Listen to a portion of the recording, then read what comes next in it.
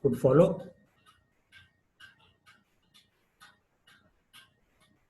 Yes or no?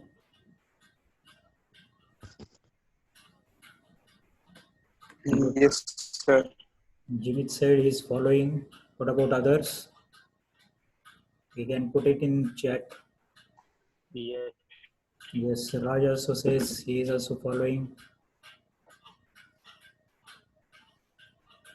Okay, I put one question that recently I shared the polymer related notes, which I already yesterday explained how we are going to go ahead with the polymer industries, that is basics of polymer and then manufacturing of the polymers. So have you at least tried to go through those notes, handouts which I have shared? Anyway, we are going to discuss little bit on that today quickly, so that once you start the preparation on that, it will be more easy for you to understand the subject.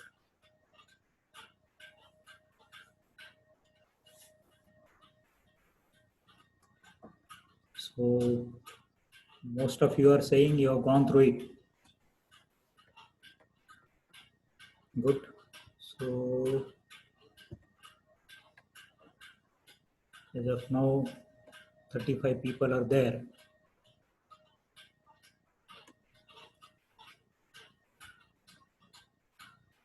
So, meantime, any other question like we discussed yesterday a little bit about the other topics or something which you are studying earlier? So in that you have any question, you have any doubt, we can take up those questions time being, and after 5 minutes then we'll just start discussing on that particular today's topic. So you can put your question in the chat box. That is also fine with me.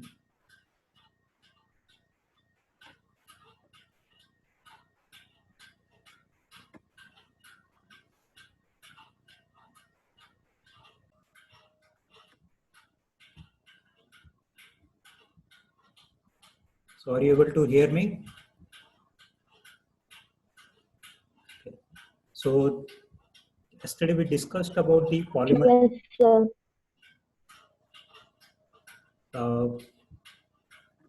Today we are going to start with the basic fundamentals of the polymer industries. Okay. So yesterday we discussed that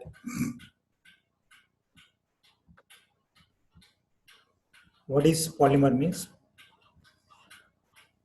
Polymer is nothing but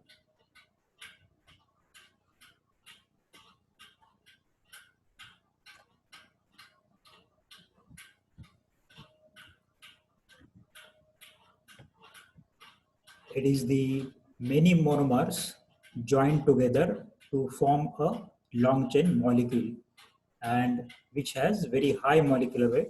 High molecular weight is in the range of 1000 to few lakhs.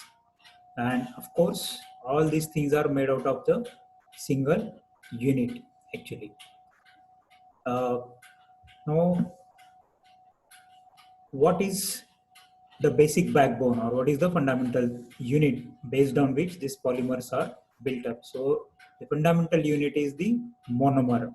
So it is a single unit or molecule which is repeated in the polymer chain. For example, polyethylene. So ethylene is one of the monomer link which is keep on repeating one ethylene molecule, second ethylene molecule, third ethylene molecule. Likewise, hundreds, 200s, 1000 molecules can put together and they form a different kind of polymer chains once we say a polymer is formed.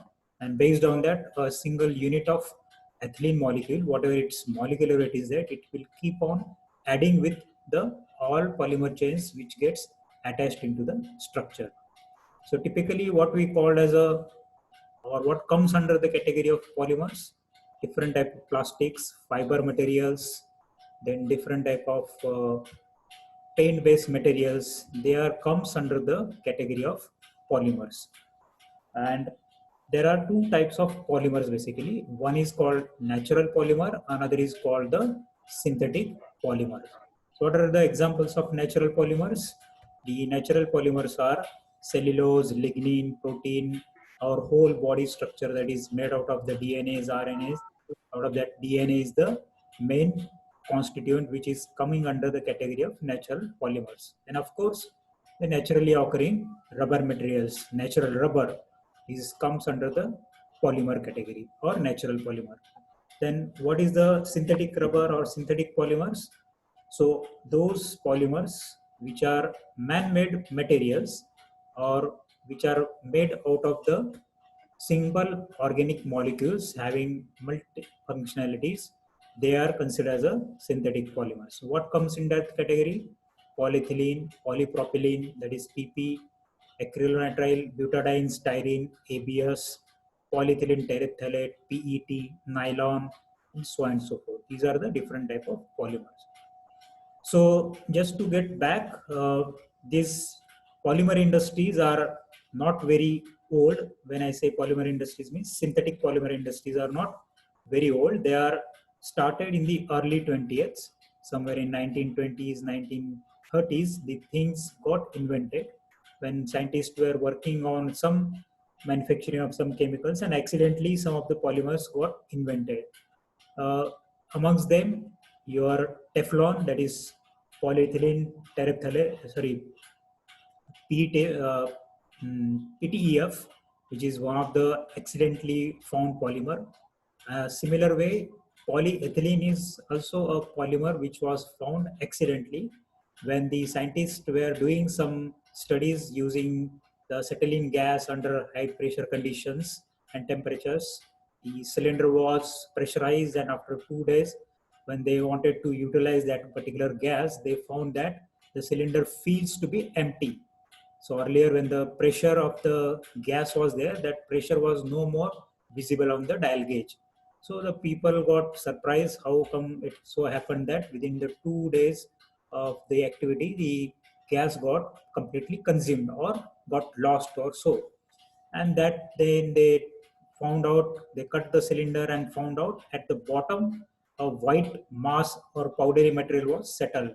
And that's how similar is the case with the polyethylene also. Of course, when I say the research started in late early 20th century, the polymer which was produced was in few grams, 1 gram or 2 grams, so and so forth. And that's how the new era of material science totally come up or surfaced. So far, we were only familiar with the small molecules or organic molecules, but it has opened a new paradigm or new concept of material science altogether. That is a polymer science and technology. And as I said, since then, the lot of research is going in the field to make our life comfortable and better. So polymers has changed scientific and engineering achievements and resulted the wide range of applications to satisfy the customer demands at low cost and better quality. And they are the big one to replace the metals, glasses in abundance. Today, most of the things what we see is the made out of the polymeric materials. Now, having said that, these polymer industry is a huge industry, and it comprises, as I mentioned, thermoplastic, thermosets, so and so forth, different type of materials. So let's look into the different and brief classification of the polymers. So polymers are obtained uh, from the different organic monomers, which can be produced from the petrochemical industries, or they can be produced as a resource from the agricultural industries or agricultural foodstuff, or the other industry, allied industries or biotechnology industry.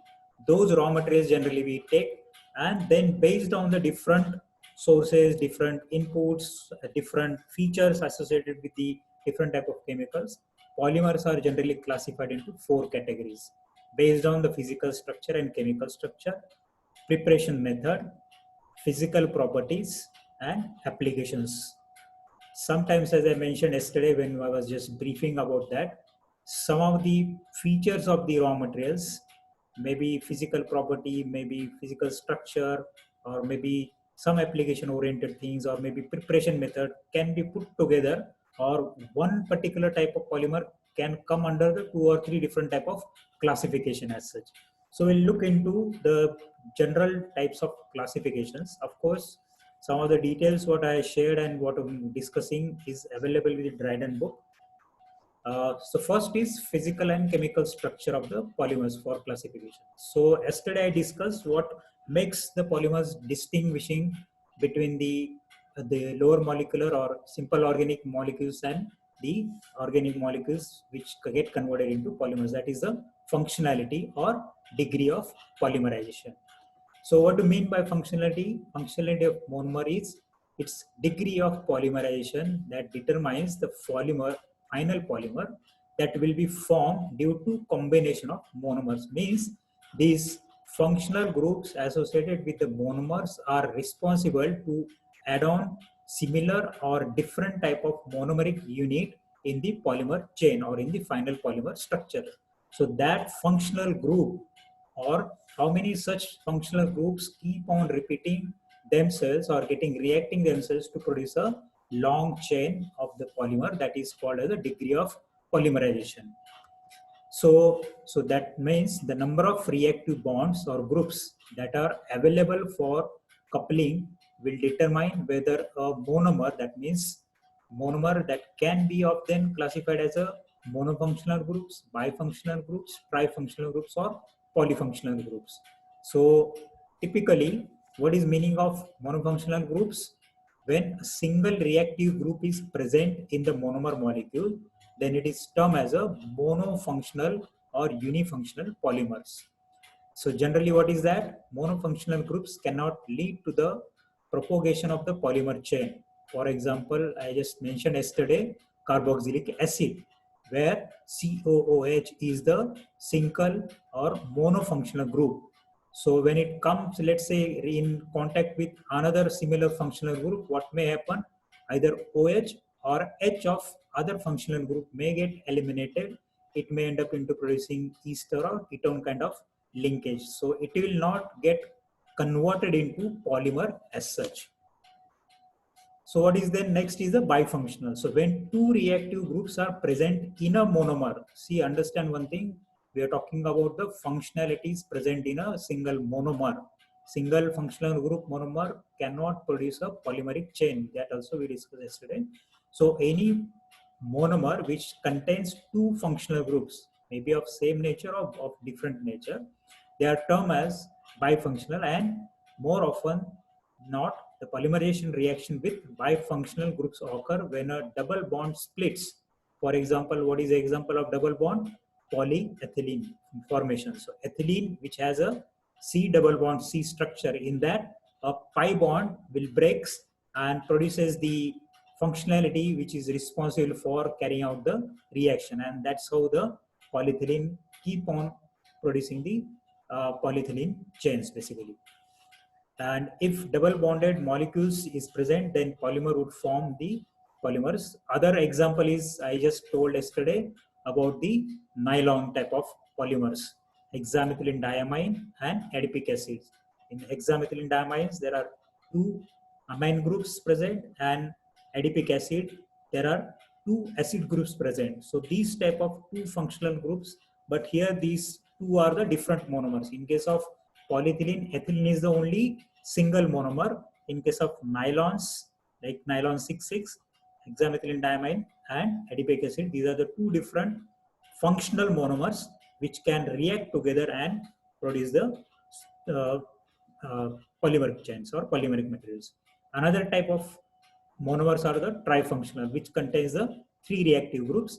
So at each functional group, they keep on propagating the your polymeric chain. Or in general, a monomer with one functional group and another monomer with two functional groups, they can also able to produce a polymeric chain. But a monomer with only monofunctional group cannot produce a polymer chain.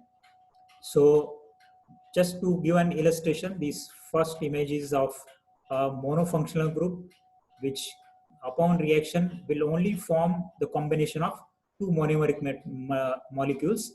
but it will not keep on propagating further. Whereas in bifunctional one, this R double bond R, N indicates this number of repeating units which are available for reaction. And on the right hand side of the arrow, if you see, N is formed as a subscript. This N is considered as a degree of polymerization. How many number of repeat units present in a particular polymer chain. That makes or that gives an idea about the number of repeating units, and in turn, if you multiply with the molecular weight of the single monomeric unit, that will give you the molecular weight of the polymer. And trifunctional, so here is an example of your formaldehyde or phenol formaldehyde, benzene ring is there, and which is having a functional group OH, and the phenol formaldehyde group is there. Multiple phenol formaldehyde groups are there. Depending on the less amount of your phenol and maximum concentration of formaldehyde, they can form. There are three functional groups or possibilities that the double bonds present in the benzene, they can propagate the chains at ortho, meta, and para positions of the phenol groups or benzene group present in the phenol, and that's how each group or each link will keep on getting propagating, and that's how a cross-linked structure. So bifunctional groups are generally responsible to produce the linear polymers, whereas multifunctional groups are responsible for the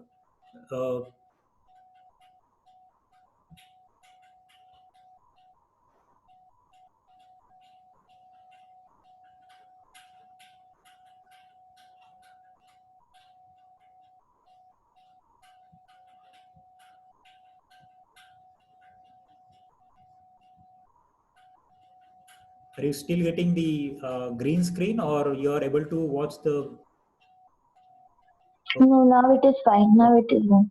So there is one more, that yellow and red. Something is written in that. I don't It know. is like, please move this window away from the shared Okay, application. so let Something me like just that. stop the sharing, and then I have to. I'm just stopping the sharing. I don't know whether this.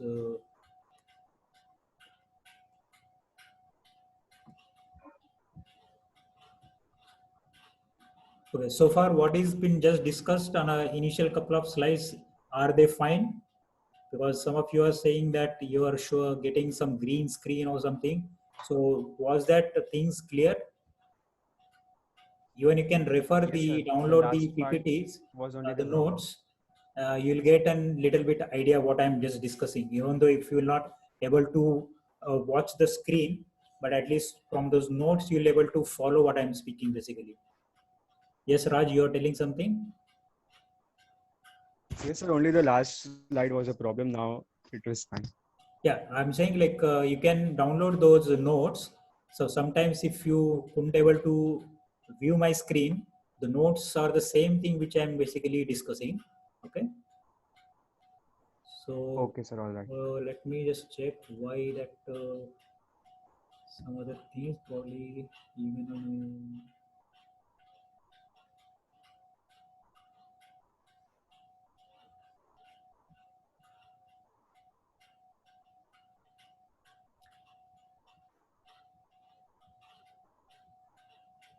now I think it's okay. Yes, sir. Okay, so first we Yes, discuss the sir. different functionality which is responsible for the formation of polymers, that is bifunctional and trifunctional and polyfunctional monomers, which can be individual monomer unit or which can be a two different monomer units having multiple functionality can only produce the polymers, not a monomer that is a monofunctional or unifunctional organic molecule or organic substance having a single functional group will not propagate a polymer chain.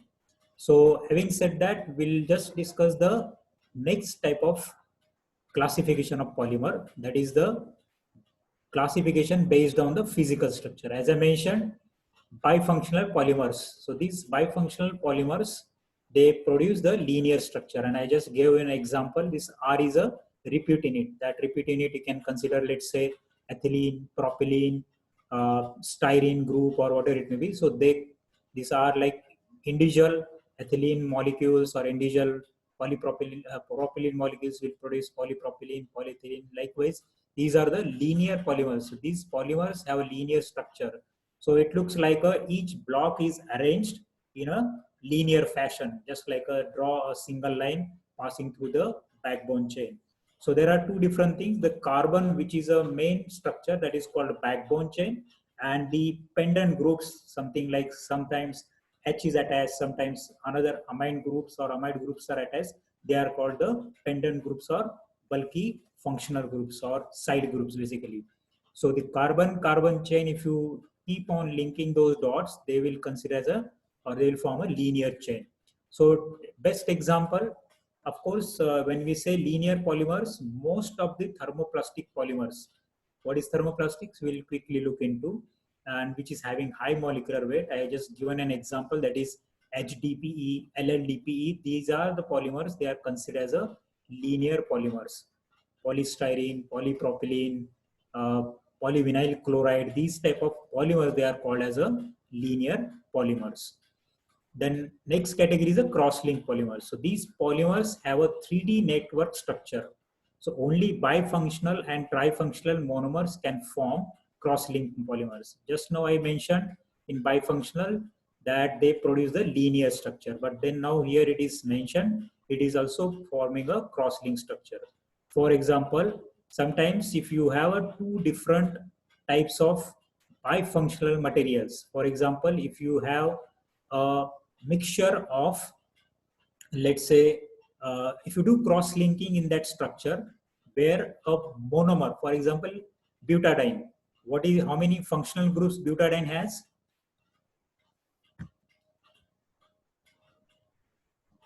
Butadiene, how many functional groups butadiene has?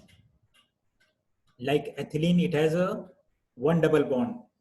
What about the butadiene? How many functional groups it has?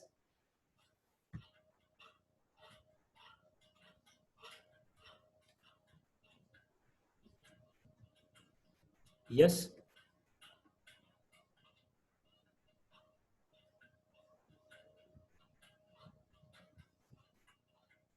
Yes, two double bonds, correct. So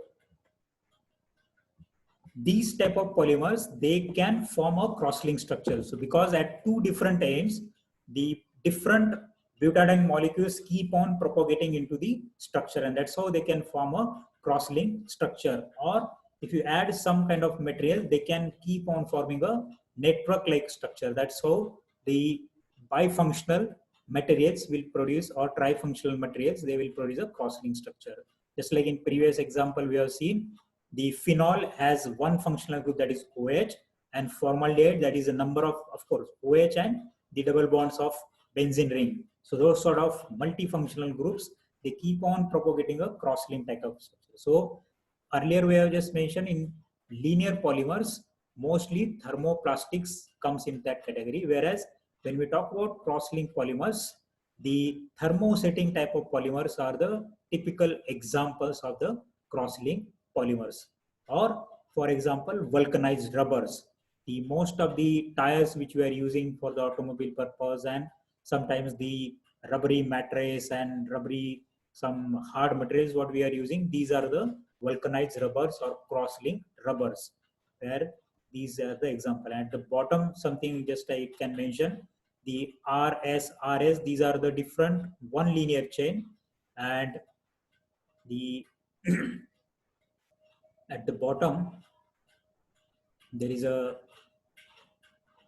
S and S is cross link, at another S and S there is another cross linking. Likewise,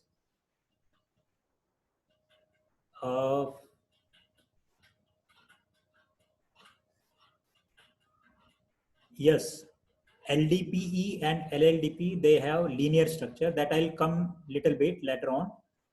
Generally, LDP is called as a branched polymer, but it comes in the category of linear polymers. However, it is just presuming or resembling like a cross-link structure, but it is a thermoplastic. It is not a thermoset type of polymer.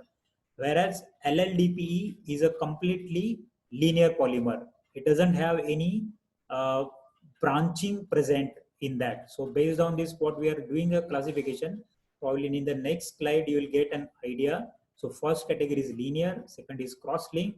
Now next type of classification is the branched polymers. So when there is a no cross-linking in a polymer molecule, yet branches arise from the pendant polymer chains, then the polymer form is called the branch chain polymers. So the classical example is the LDPE, or earlier I just mentioned the sometimes when you are doing this manufacturing of LDPE or high density polyethylenes, you are adding 1% of 2%, sometimes a high carbon molecule, high carbon monomeric unit. For example, the ethylene is a C2. It has 2 carbon molecules in that structure, but sometimes octapolymers, that is polymer monomeric unit having C8 groups, like hexane or octane type of linear polymers monomeric units are added. So generally what happens, wherever these double bonds are there, they will add or act like a branching, not in the entire structure, but at a certain location in the polymer linear chain. That's how they cannot only produce a linear, but they will produce a branched polymer. But typically LDP is a classical example of branched polymer. So again, the distinguishing feature is linear and branched polymers generally considered as a thermoplastic type of materials, whereas cross-linked polymers are considered as a thermoset type of polymers.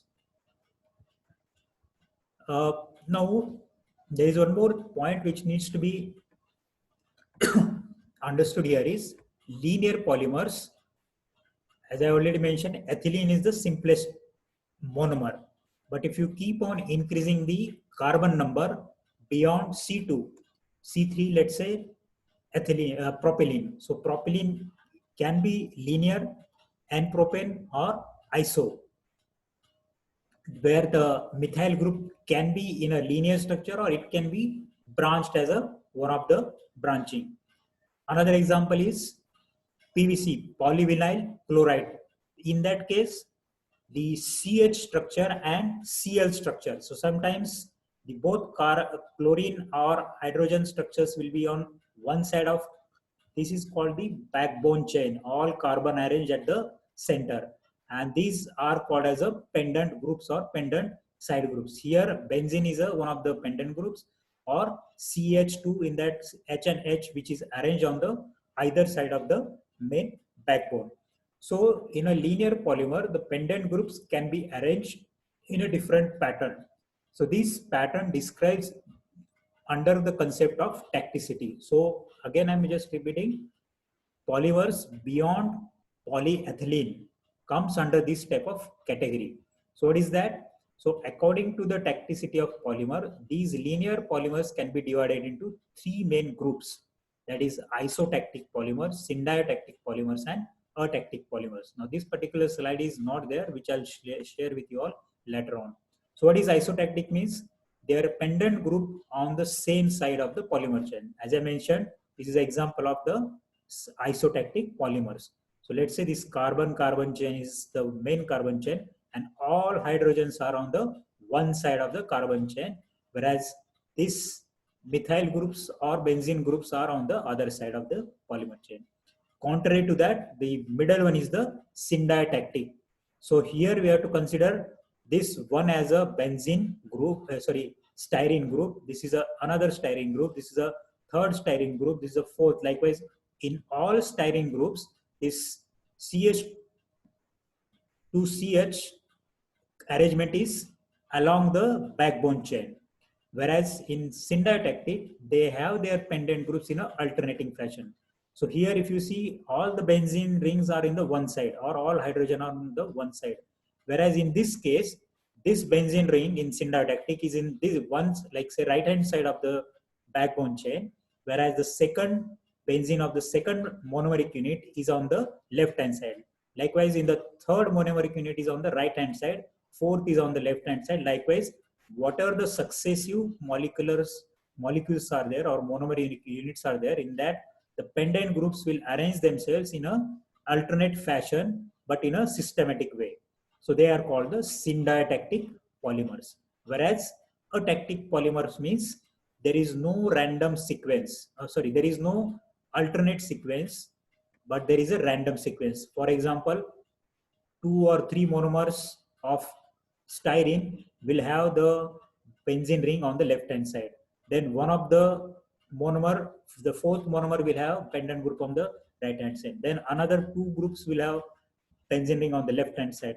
Then another 5 groups will have on the right hand side. So there is no systematic arrangement of the molecules of the pendant groups in the structure.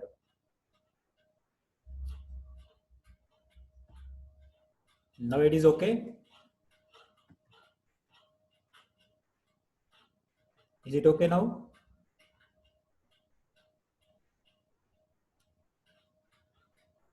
Okay. Yes, sir. Yeah. So, did you got the differentiation between isotactic, syntactic, and atactic? This is an example of polystyrene polymer. In that, if the benzene ring arranges on the one side of the carbon chain or carbon backbone, then it is called isotactic. If they form in an alternative fashion with a successive monomer unit in the polymer chain, then that is called syndiotactic. And if there is a random arrangement of the pendant groups, then it is called as the atactic polymers. So another example of such type of linear polymer is the polypropylene. So atactic, syntactic, and isotactic. So in this case, this CH2 is the pendant group here. So this CH2, it will in atactic, there is no arrangement. There is 1, there is 1, there is 2, there is 1. So there is no arrangement, systematic arrangement. However, in syntactic, one pendant group, another pendant group, third pendant group, fourth pendant group. So they are alternative arranging. Whereas in isotactic, all the CH2 groups are in the one side of the pendant group, backbone of the pendant group. And based on that, at the bottom, something you can see the difference. All these arrangements influence certain properties of the polymers. For example, this TG term is nothing but called as a glass transition temperature, and TM is called as a melting point. So whenever a polymer is categorized as a atactic polymer, then it is called as a amorphous in nature.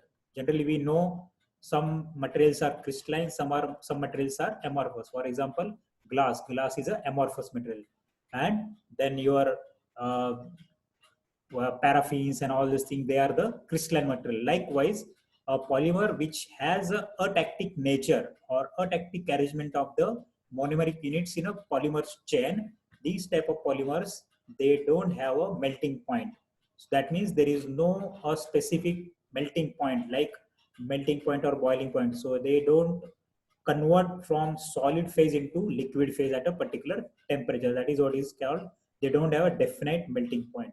Whereas if you see the syntactic and isotactic polymers, there is a particular number mentioned in terms of the temperature. So Tg is -8 and Tg is 0 degree.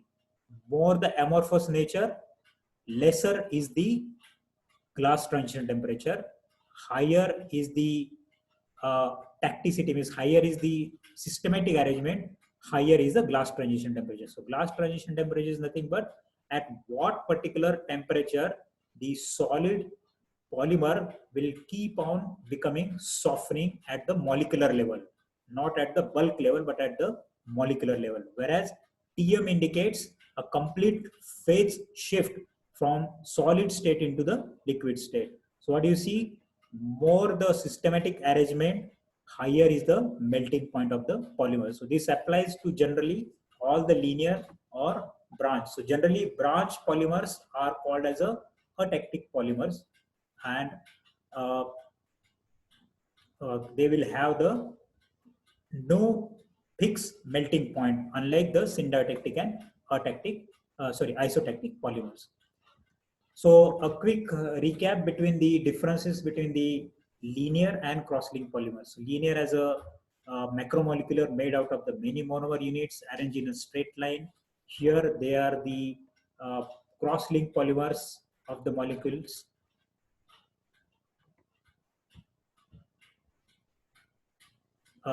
As I mentioned, glass transition temperature is a temperature where at the molecular level, the polymer chains or polymer groups will start doing a movement. So one is called frozen state, where nothing will change. It will be a very hard, solid rock basically.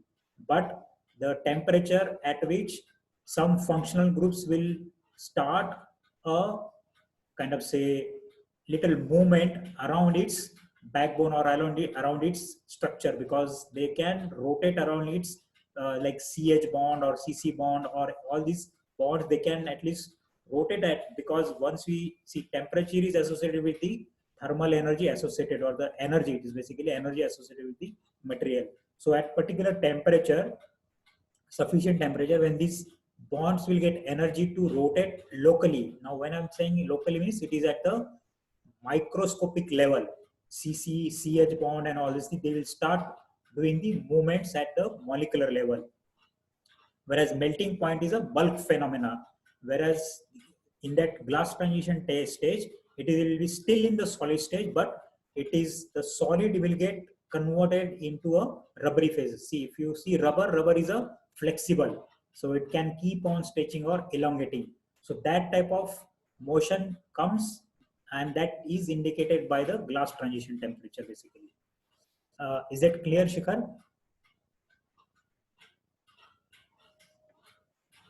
Yes, sir. Okay.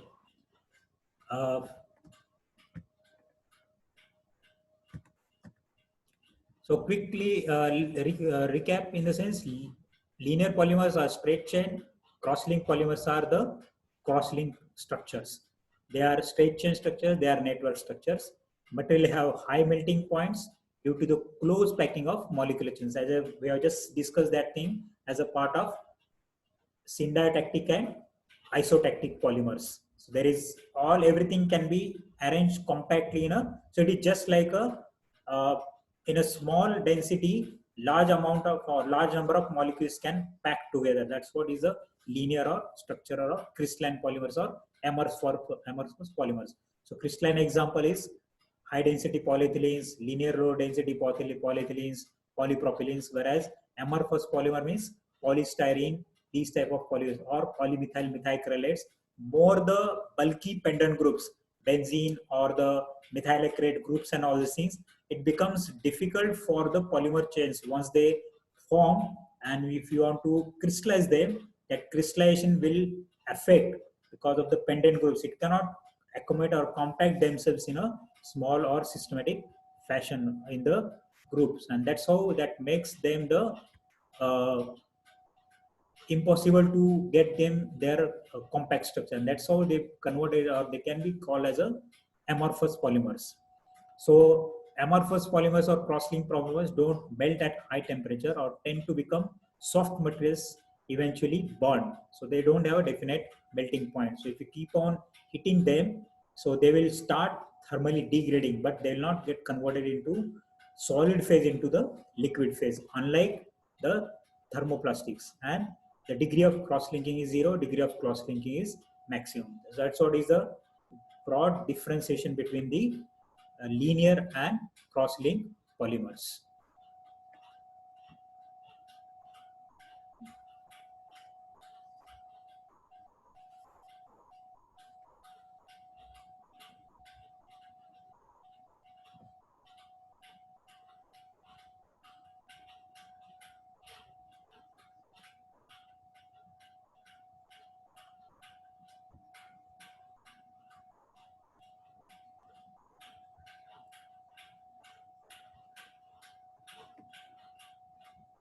Now, what we just discussed was the different type of classification. Now, classification based on the physical structure, linearly how the groups are arranging or the monomers are getting reacting into the system. Now,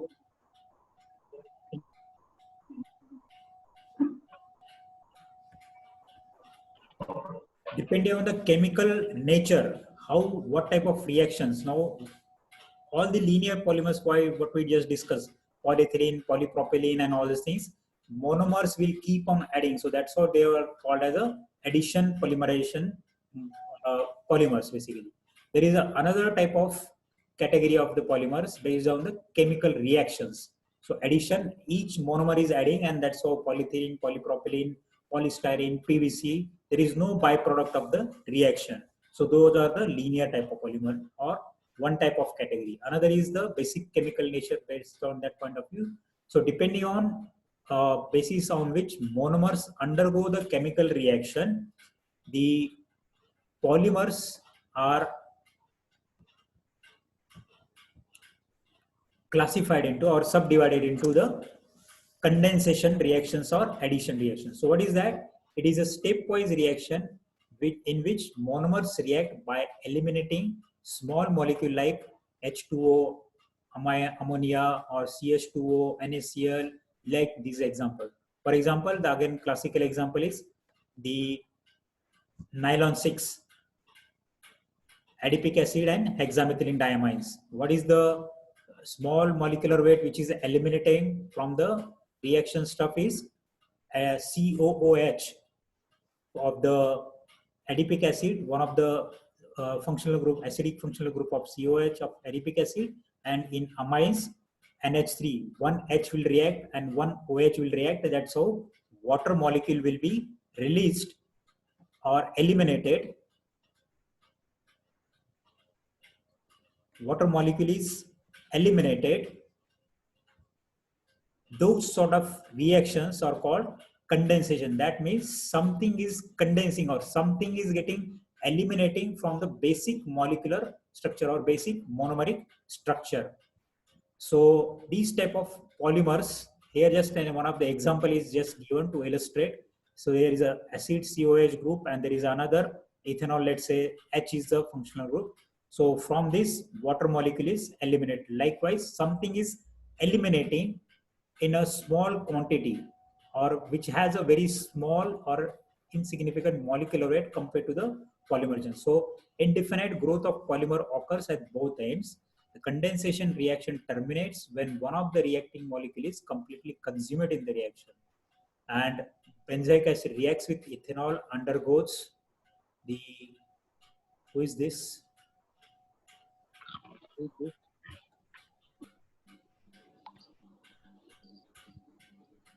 So I think any culprit is entered in the logged in the system.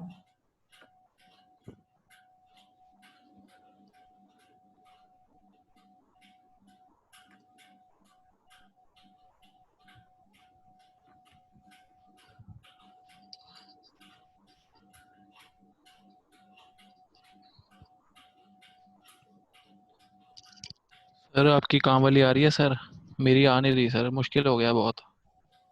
Hello.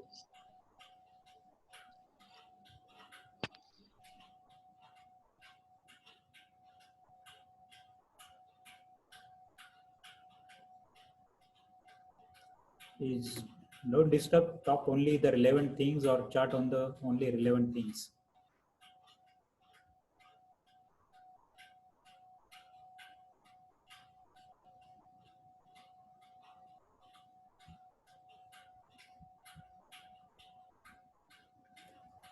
Okay. So just like to illustrate polyesters, who is this?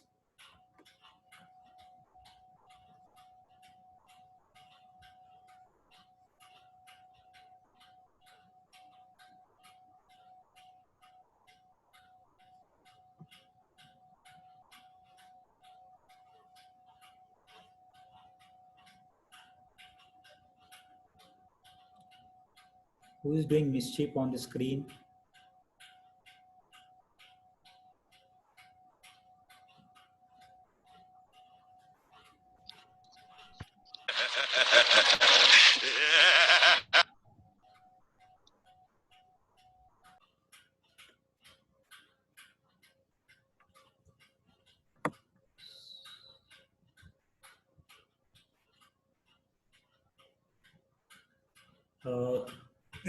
So what I was just talking about the examples of Polycondensation reactions are the polymers which are polyethylene terephthalate, polyesters, polycarbonates, nylon type of materials.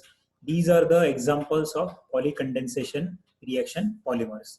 Other examples we have just seen the addition type of reactions. So based on the chemical nature or chemical reactions, the polymers are classified addition polymers or condensation polymers. I already given example where the monomeric rings keep on adding. There is no elimination of any of the small molecules from the polymer structure once it is been produced.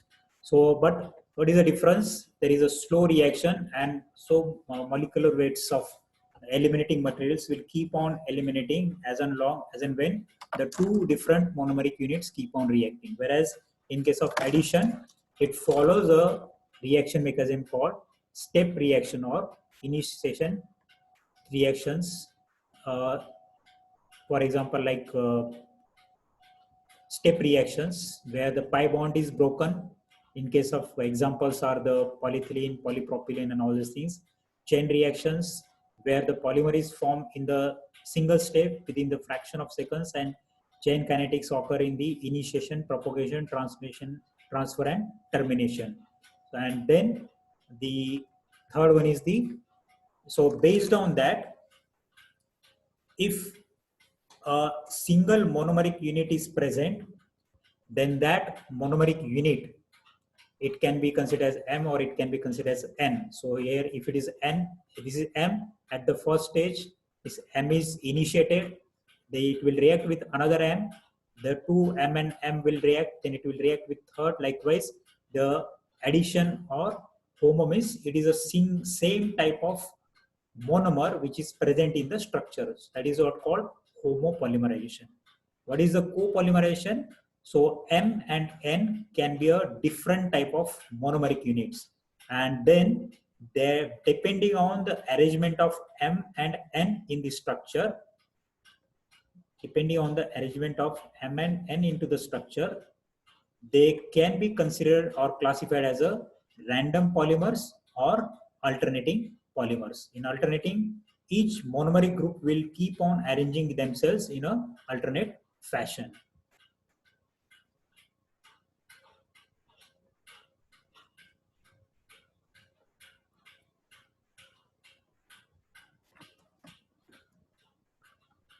The next classification comes is the block copolymers. Again, same thing keeps on repeating.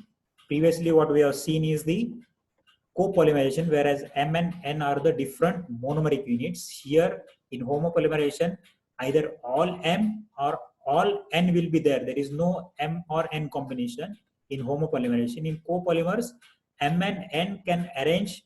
There are 3M, there are 4N, then there are 2M. So they arrange the different number of repetition of M or N is in a random fashion. That is what they call random copolymers. Whereas if M and N, and because M and N are the different monomeric units, they are called as a alternating copolymers. Third category is the block polymers, where let's say again it has to have two different monomeric units. So M will have a blocks of 4, 5, 6 units, followed by N will have a blocks of 2 units together, 3 units together, or 10 units together, which will keep on randomly distributing. So they forms this repetition or these chains of M or chains of N in a single structure is arranged in a block fashion. That is what is called the block polymerization in the polymerization stage. And graft polymerization means, which I was just talking about, you are branching out something by adding a different type of monomer. Now this M is called as a backbone, main backbone, and in that main backbone, depending on its functionality present, N will get attached at a different location and the different. So that is called as a grafting, and these type of polymers are called as a graft polymers.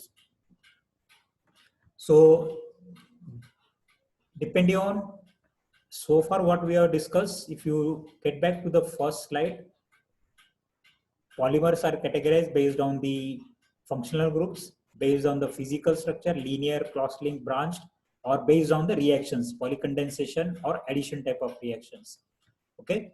Now methods of preparation. If you see methods of preparation, in that methods of preparation, as yesterday we were discussing also a little bit, condensation polymerization we have just seen as a part of chemical structure or chemical reaction which takes place.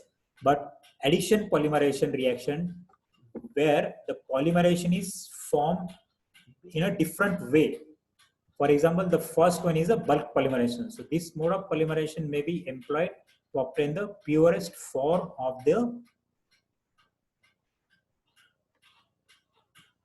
is produced to obtain the purest form of the polymer, and the greatest yield of polymer per unit volume is obtained using this material, which I was just explaining while discussing the what is the difference between the different types of polymerization. So let me just briefly get back to types of polymerization methods. One is the bulk polymerization, second comes is the solution polymerization, third comes is the emulsion polymerization, and the fourth one is the suspension polymerization. So, and of course, there are homogeneous polymerization, heterogeneous polymerization that we have seen. We'll quickly look into them one by one.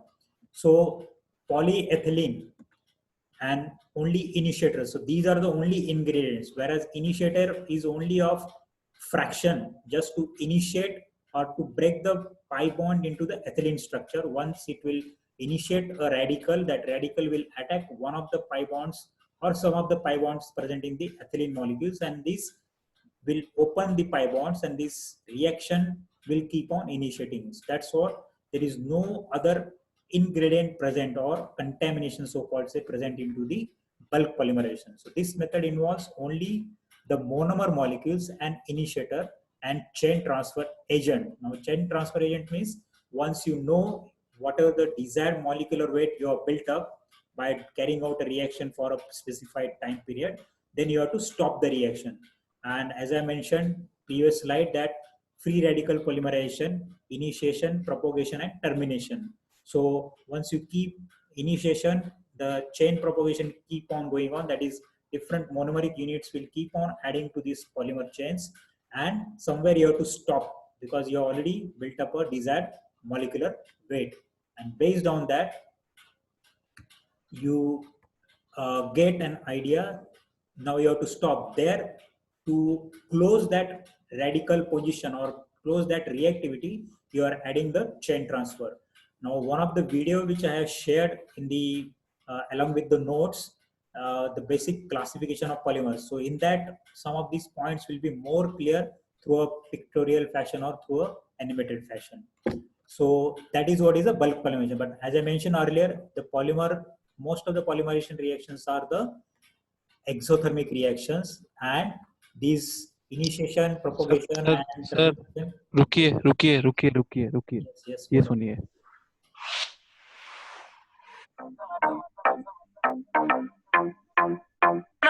हर नजर नजर है तुझ पे, तू जरा संभल संभल के रहना रे, इस कदर किया हश्र। Who is doing that? Is there any guy who is got a different number in the web list or department mail ID list? Because earlier this someone has joined as a 18 BCS 010, and just now somebody has joined as a 16 BCS 025. So you are just doing some mischiefs on the screen. I don't know. I think we have to be very careful while doing all these things.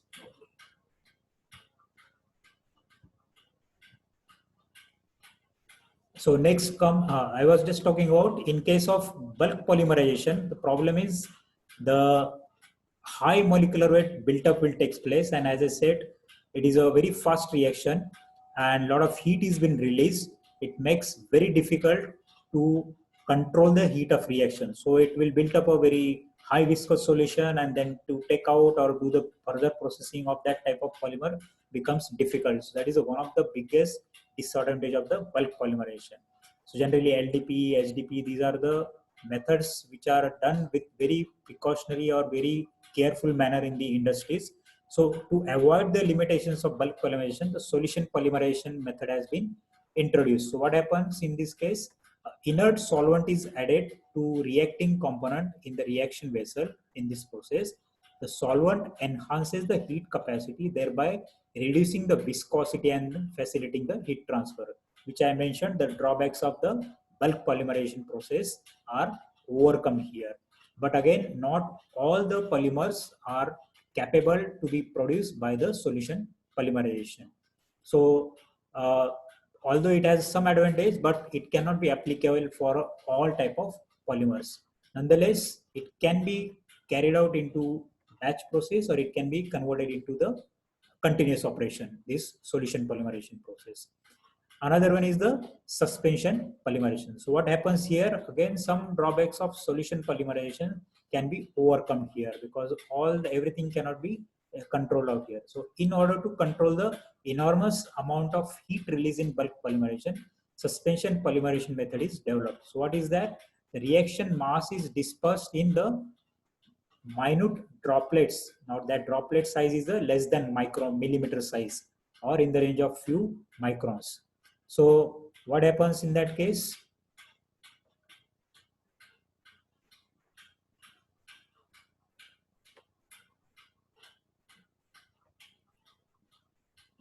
So what happened in this case is, here in continuous aqueous phase, each of these droplets act as a tiny bulk reactor. So whatever the reaction was taking place into the entire monomeric structures, these monomers are solubilized into suspension forms, and we can produce a controlled polymerization. So where now heat can be released to the solvent. Now suspension means, for suspension some medium has to be there. A best example is a milk. Milk is a suspension of what? Any example? Any answer? Milk is a suspension of what?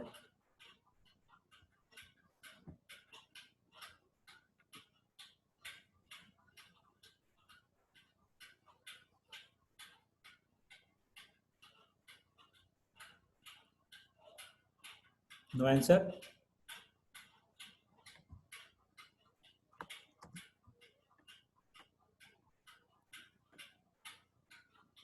Of course, now because of we need to maintain the suspension, unlike solution polymerization, which can be considered into batch or continuous fashion, the suspension polymerization cannot be converted into the continuous mode. So it can be a semi-continuous or batch mode operation. So typically you can obtain very controlled or precise molecular weight of the polymer substances by this particular method. And then the polymer, what is obtained, does not require any further purification except removal of the solvent into its structure within which it is suspended to the material. Whereas the extension of the suspension polymerization is the emulsion polymerization. So what is that? This is a widely used method for polymerization. This process overcomes the difficulty of heat control and low degree of polymerization. So suspension polymerization has that limitation of low degree of polymerization. So organic reaction mass is emulsified with the soap in a continuous aqueous phase, where the droplet particles are smaller in size than even in suspension polymerization. So it will be even less than 0.1 millimeters, or even it will be close to 1 microns or less than 1 micron range level, or close to 1 micron range levels. So that's how you can do a proper control of the polymer reactors or bubbles, and that's how you can have a better heat transfer. Now again, some of the things I'm just quickly repeating. All these are the modification or developments into the bulk polymerizations in order to have a better property, better control of the final product in terms of high degree of polymerization or higher molecular weight, or because of lack of control, the polymer of inferior quality which is produced in bulk polymerization, those things. And as I said, not all polymers are responsibly to be carried out in the bulk polymerization. So for them, these are the different developments. So most of the latex which are these days produced is by the emulsion polymerization.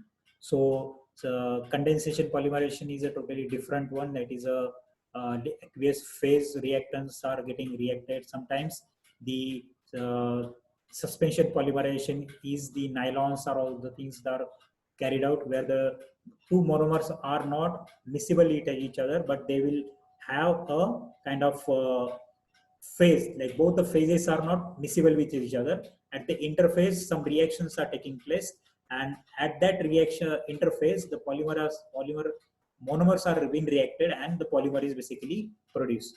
So, as I mentioned, most of the latex or rubbery materials are produced by this emulsion polymerization, where it has advantage of heat control and better degree of polymerization. Earlier, what we just discussed, homopolymerization, in this case, homogeneous bulk polymerization of gas, liquid, or solid monomer. So there is only one of the polymers is there with no initiators or additives used. Of course, sometimes initiators you have to use. Whereas in heterogeneous polymerization, emulsion polymerization is a heterogeneous polymerization, whereas you have to have a suspending medium as well as monomers and a soap type of material, which will act as a kind of say coagulation material or suspending medium for the monomeric units. So that sort of, these are the different types of polymerization modes or polymerization methods. The polymer different products are basically produced. And the last one is the classification based on the application. The polymer classification based on the application. So thermoplastic, thermosetting, elastomers, and fibers. So thermosets, which we have already discussed, these type of polymers are composed of monomers which are linear and have moderate branching. So HDPE, LLDPE, polypropylene, these type of polymers comes as a thermoplastics or PVC and all these things. So they can be melted repeatedly, casted into various shapes and structures, so that solidification and liquefaction can be keep on repeatedly done without affecting the final properties or structure of the material. So they are soluble in solvent but do not have appreciable thermal resistance properties. So with keep on increasing higher temperatures beyond melting point, they will keep on getting degraded. That is a limitation. But the solid to liquid or liquid to solid transformation can be done repeated or multiple times. So, for example, what are the different recycling plastics or recycling material? What we talk about basically comes under this category of the thermoplastics. What is thermosets? So they are some polymers which when heated decomposes and hence cannot be reshaped. Unlike in the previous case what we discussed, they can be melted repeatedly, cast into various shapes and structures that cannot be done for the thermosets. So urea formaldehyde, phenol formaldehyde, melamine formaldehyde, silicones, these are the different type of examples of the thermoset type of polymers. What are the elastomers? So they're resistant solids which have considerable flexibility. That means rubbers. So rubber has a flexibility. So and it, because of that flexible nature, it has a wide range of applications. So elastomers like butadienes or the copolymers of butadienes, styrene butadiene rubbers or ABS type of rubbers. These are the type of rubbers. They comes under the category of the elastomers. And what are the fibers? These are the solids can be formed in the threads or the fabric structures. So nylon ropes or Kevlar ropes or PT or synthetic rayons and all these things, basically they comes in these. This polymer comes in the category of the fibers. So polyamides, polyesters, polyethanes, sometimes polyethanes, very high molecular polyethylenes can be converted into the very kind of say bulletproof jackets and all these things. And of course, naturally derived protein-based molecules, they comes under category of the fibrous materials. Another classification based on application is the where not as a commercial or commodity plastics, but they will act as a intermediates for some of the applications. So adhesives like this glue stick or Fevikwik or Fevistick and this type of applications comes, or this type of polymer comes as an adhesives. So the cellulose additives, vinyl additives, and plasticizers, coating of the films, most of the paints and pigments, most of the carriers of the coating and film in the paint industries. In that, the emulsion based paints or the vinyl based paints and all this thing, they comes in this category. And fiber, just now we have discussed from the textile industry or cotton industry's point of view, some natural or sometimes the synthetic fibers comes in this particular category. So I'll now stop sharing, and I would like to quickly take some questions.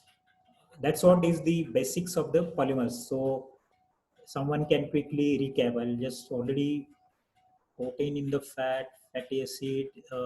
No, fatty acids are a different category. They are high molecular weight, but not considered as an polymers. They are not functionalized as such. Carbon fiber is made of the, this is basically the acrylic fibers are there, and then, or sometimes the Kevlar fibers are there. They are completely, it's a different total process. So earlier the IPCL, now what you visited long in the previous month before mid semester, they were having this carbon fiber plant running, but generally acrylonitrile rubber, fibers are used to produce the carbon fibers, or sometimes the polyimide or polyamide type of materials are produced, which is converted into the bulletproof jacket materials. Yes, any other question?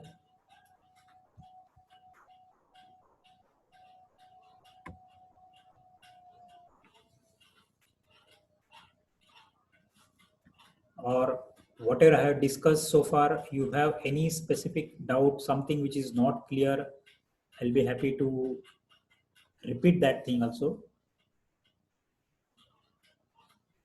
Yes, milk is a suspension of what? Again, I'll just put as an open question.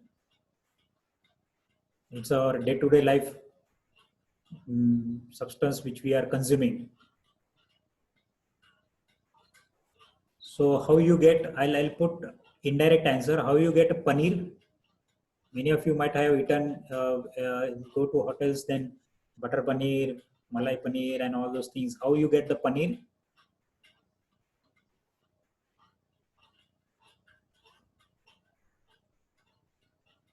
So milk contains lactic acid. So it is basically lactose, which is because of which the milk get white color. So if you break the milk, दूध फटता है ना हम जो बोलते हैं.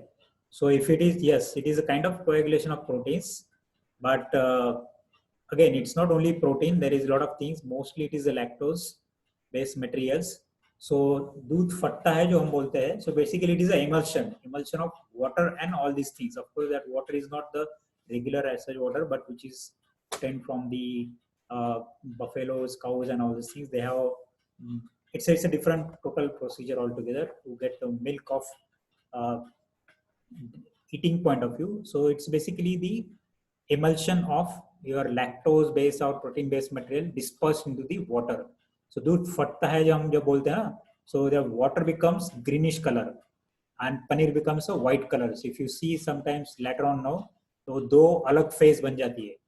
So जब दो अलग phase नहीं बनती, that means it forms a homogeneous mixture. So it is still so naturally produced, although it is a suspension, but it is so kind of say meticulously prepared. You know, we find it is a continuous phase altogether. But जब वो नींबू निचोड़ने के बाद पता चलता है कि भाई yes, paneer is a separate thing and water is a separate thing. Any other question?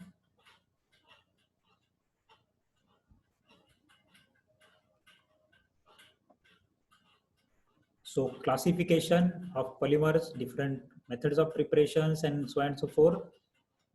You can quickly now go through those notes again. Wherever you find any difficulty, put me the question on WhatsApp group or by mail and all these things.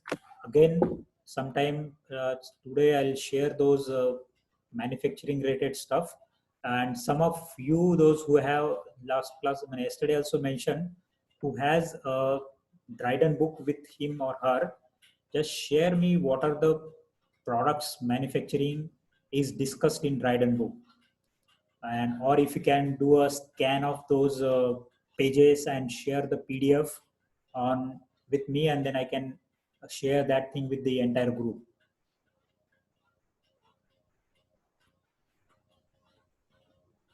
See, LDP is branch. It comes light category means what is meaning of light category?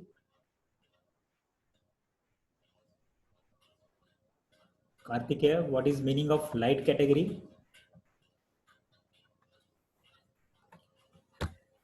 If I understand your question, this light category is based on the density. And I think later on, I'll just take one of the slide and probably will try to give a bit of answer to your question.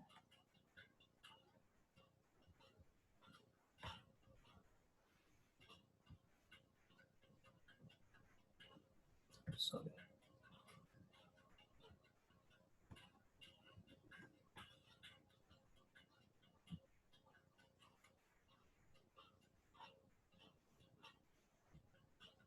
Yes. So if you see here, LDPE.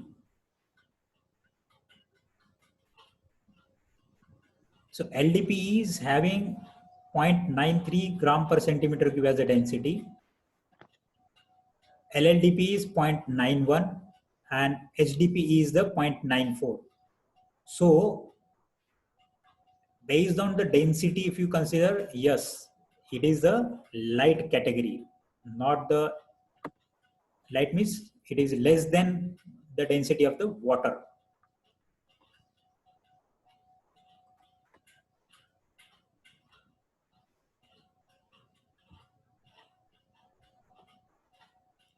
Yes, Kartikeya, is that clear? Yes, sir. But if it comes under the light density category, then why is it like it is branched, right? So No, see, branching, see again, what is the density means? Per unit volume, how many mass you can accommodate scientifically. So if you see high density and low density, light is in that, both are light. So if you put it in water, both will float. But amongst them, one is branch, because of that within a given volume, less mass will be accommodated. In other case, being earlier we discussed like atactic, syntactic and isotactic. Because of syntactic and isotactic nature, the polymer chains, once they are formed, they will get shrinked basically. That means that is a crystallization taking place. That crystallization, a more compactness is there. More compactness means within the same volume or unit volume, more mass can be accommodated. So it will have a high density. But if you just now, as I said, like linear low density is the same thing. LDP being now there are different branching is there. So the poly is the same polyethylene, but cannot be formed as an crystalline polymer. So if I compare the crystalline property of LDPE and HDPE, HDPE has higher crystallinity, LDPE has low crystallinity. At the same time, because of low crystallinity, it has a low density compared to HDPE. Property are also different. See, most of your carry bags, milk pouches and all this thing, they are made out of the LDPE. So the advantage of branching is that it will have the property of elongation and shock absorption, but HDPE will not have that elongation. So when you elongate it, it will elongate at certain point, but it will break. That film will break. But LDP, because of this branching structure, if you keep on stretching, just generally that's why carry bags, if you see, तो तोड़ने जाओगे नहीं टूटेगी जल्दी. But जो आपका milk crate होता है, of course there are some additives, but if it is considered that made out of only HDPE things, and if you break it, वो elongate नहीं होगा. एक particular force देने के बाद वो दो part में टूट जाएगा वो.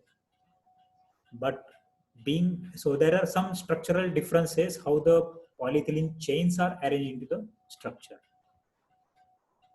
सर तो फिर जो जितने भी ब्रांच्ड मॉलिक्यूल जो है इसमें पॉलीमर्स में, तो उनमें कुछ ना कुछ हद तक इलास्टिसिटी होनी चाहिए.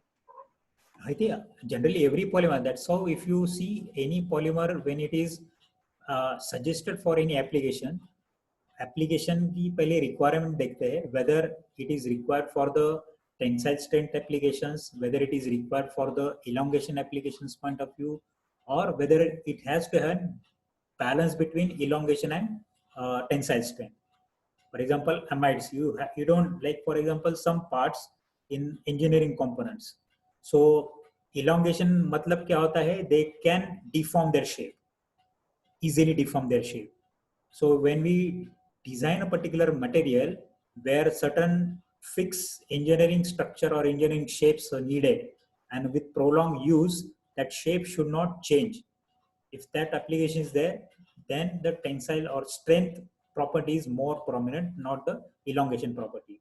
But for example, your tires and all these things, the tires, rubbers, most of the rubbers are elastomers or elongation in nature. But too much elongation, तो गाड़ी का जो वजन होगा उससे टायर ऑटोमेटिकली पहले फ्लैट होगा. If I am not adding anything, so in order to increase the strength of the tires, because it is made out of the elastomers, so that's how it is having high elongations. Most of your rubbers and all this, the rubber band, it will stretch. But in that rubber band, if you add some small kind of say solid materials while preparing this kind of say rubber band materials, it will not keep on elongating. For example, your eraser is also a rubber. Your rubber band is also rubber. And then your if you go in the kitchen, most of the kitchenwares, they have the handles. So they are also made out of the epoxy kind of materials. All these three are the different type of polymeric materials only. But one is elastic, so it can keep on elongating. But if you remove, so they have the solid-like properties as well as liquid-like. Liquid-like means they can deform as long as you apply the force. But if you remove the applied force, they will come back to their original shape. Your eraser. So eraser is a very relatively strong structure. It will be flexible but not very elongative. Whereas that ebonoid kind of structure, or those handles of the maybe teapots and or kind of say the pans and all the things, they are very strong metals. So they have very high strength, but they cannot elongate, because we know at higher temperature polymer will melt or polymer will soften. तो जब खाना बनाने जाओगे अगर हाथ में ही सिर्फ handle रह गया, then it will not serve the purpose. So it should have a high strength as well as high thermal resistance properties. So based on the application, basic properties, maybe molecular weight, boiling, melting point, glass transition temperature, melting temperature, elongation points. These are the structural properties of any polymer basically thought about, and then only its application is suggested, or it can be thought about whether that can go for that particular application or not. So you have another class at 5 p.m. am I right? Which class? Shivam, which class you are having? Is that only you or all are having? Anyway, I'm going to stop this. I'm just waiting if you have any specific question, then I want to take.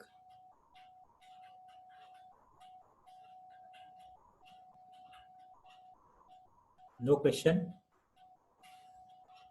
So we'll stop today.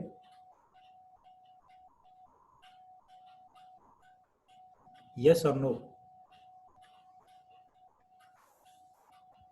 So today we'll stop here.